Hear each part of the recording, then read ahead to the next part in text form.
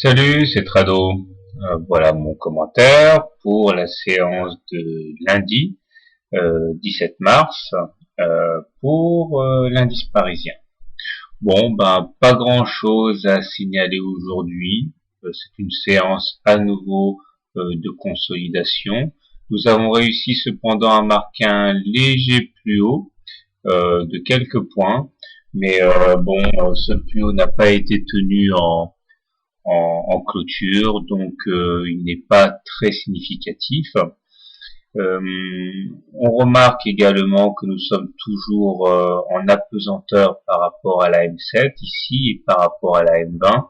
Ça fait bien longtemps maintenant que nous n'avons pas pris appui sur quelque chose de solide, ce qui a tendance effectivement à être un petit peu inquiétant dans l'optique d'un retour à la réalité qui interviendra à un moment ou à un autre.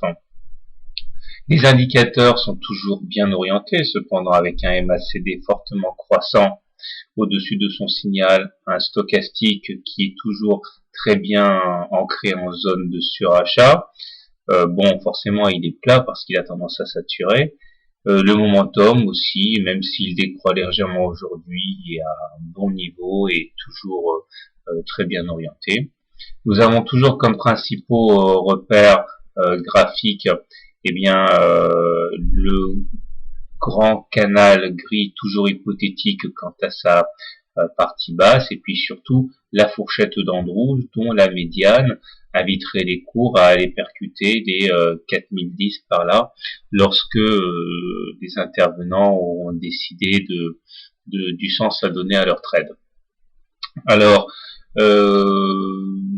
je vais pas parler pour rien, puisqu'en gros rien n'a été fait de neuf aujourd'hui, ce qui me renvoie comme d'habitude au trade de lundi.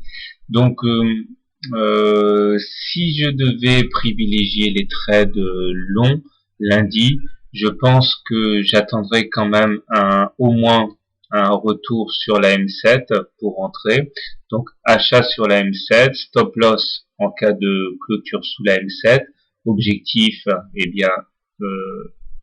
pardon, le haut du canal gris encore, ou alors la médiane de la fourchette grise, de la fourchette verte, qui est l'objectif naturel de cette médiane, de cette fourchette d'Andrews. Si par contre je devais shorter l'indice parisien, et bien pareil, j'attendrai que l'on marque certaines velléités baissières, notamment j'attendrai de voir comment on réagit aux alentours des 4000. Il est clair que c'est un seuil psychologique extrêmement important et que beaucoup de traders devraient sortir du marché à cette occasion s'ils ont pris le train de la hausse sur les plus bas précédents vers 3600. Il est clair que, je le dis et je le répète, nous sommes très très loin de la M20 puisque la M20 tourne à 3800 et cela fait maintenant plusieurs semaines que nous n'avons pas touché la M7. Il faut savoir qu'à un moment ou à un autre, la loi du retour à la moyenne va jouer à plein.